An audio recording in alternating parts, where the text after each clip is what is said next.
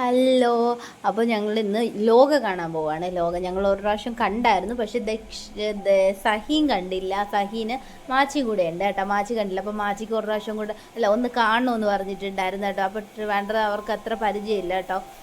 അപ്പോൾ എൻ്റെ അടുത്ത് ചോദിച്ചു ഒന്ന് വരുമോയെന്ന് ചോദിച്ചിട്ടുണ്ടായിരുന്നു. അപ്പോൾ ഞാനാണെങ്കിൽ ഒരു പ്രാവശ്യം കണ്ടു, പക്ഷേ അന്ന് തന്നെ കണ്ടപ്പോഴേ ഞാൻ ഒരു പ്രാവശ്യം കൂടെ പ്ലാൻ ചെയ്ത് ഇറങ്ങിയപ്പോഴേ ഒരു പ്രാവശ്യം കൂടെ അത് കണ്ടേ പറ്റുള്ളൂ.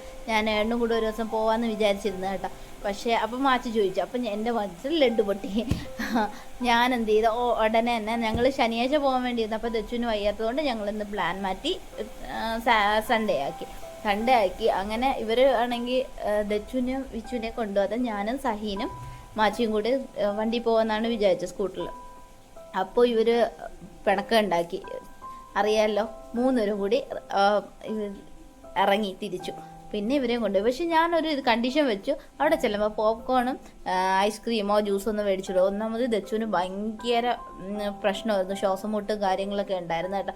പിന്നെ മങ്കി ക്യാപ്പൊക്കെ കൊണ്ടാണ് പോയത് കേട്ടോ അവിടെ ചെന്ന്. എന്നിട്ട് പിന്നെ എനിക്ക് പാവം തോന്നിയിട്ട് ഞാനൊരു തണുക്കാത്ത ഫ്രൂട്ടിയും ഒരു പോപ്കോണും വാങ്ങിക്കൊടുത്തു കേട്ടോ. അത് കിട്ടിയപ്പോൾ പിന്നെ ഹാപ്പി ആയതോ. മങ്കി ക്യാപ്പൊക്കെ വെച്ച് ദച്ചിരിപ്പുണ്ട് കേട്ടോ. എന്നിട്ട് രണ്ടാമത്തെ പ്രാവശ്യമാണ് ഞങ്ങൾ കാണണമെങ്കിൽ ഇവർക്ക് വലിയതായിട്ട് ബോറടിച്ചില്ല. എനിക്കും ഒട്ടും ബോറടിച്ചില്ല കേട്ടോ. ആദ്യം കാണുന്ന ഒരു ഇത് തന്നെ ആയിരുന്നു കേട്ടോ. അടിപൊളിയായിട്ടുണ്ടായിരുന്നു. അപ്പം ഈ പിള്ളേർ മര്യാദയ്ക്ക് ഇരിക്കുകയും ചെയ്തിട്ടുണ്ടായിരുന്നു. എന്നിട്ട് പിന്നെ സിനിമ കഴിഞ്ഞപ്പോഴത്തേക്ക് നമ്മൾ വിചാരിച്ചു ബസ്സിൽ വരാമെന്ന് വിചാരിച്ചു. കാരണം 2:30 മുന്നേ നമുക്ക് വീട്ടിലെത്തണം. പിന്നെ സമയം ഉണ്ടായിരുന്നു, 1:40 ആയപ്പോഴേക്കും സിനിമ കഴിഞ്ഞപ്പോൾ ഞങ്ങൾ ബസ്സിൽ കയറാമെന്ന് വിചാരിച്ചു. കാരണം അത് ദച്ച് ഇതുവരെ ബസ്സിൽ കയറിയിട്ടില്ല കേട്ടോ. സ്കൂൾ ബസ്സിൽ പോയിട്ടുള്ള അല്ലാതെ നമ്മുടെ ഇപ്പോൾ KSRTC പോലത്തെ ബസ്സിലൊന്നും കയറിയിട്ടില്ല. വിഷു ഒരു പ്രാവശ്യം കയറിയിട്ടുണ്ട്. അപ്പോൾ നമ്മൾ വിചാരിച്ചു അവിടെ നിന്ന് ബസ്സിൽ കയറി വരാമെന്ന് വിചാരിച്ചു. അങ്ങോട്ട് ഓട്ടോയിലാണ് പോയത്. എന്നിട്ട് അപ്പോൾ പോണ വഴിക്ക് തെച്ചുന് കളിപ്പാട്ടം വേണമെന്ന് പറഞ്ഞൊരു പിണക്കം ഉണ്ടായിരുന്നു. അത് കഴിഞ്ഞിട്ട് നമ്മൾ നടക്കുന്ന വഴിക്ക് ഒരു പാർക്ക് കണ്ടപ്പോൾ ഉടനെ അവൾക്ക് പാർക്കിൽ കയറണമെന്നായി. പക്ഷേ പിന്നെ എങ്ങനെയെങ്കിലും പിടിച്ച് അവിടെ നിന്ന് കൊണ്ടുപോയി ബസ് കിട്ടിയപ്പോഴത്തേക്ക് പിന്നെ ആൾ ഹാപ്പിയായി.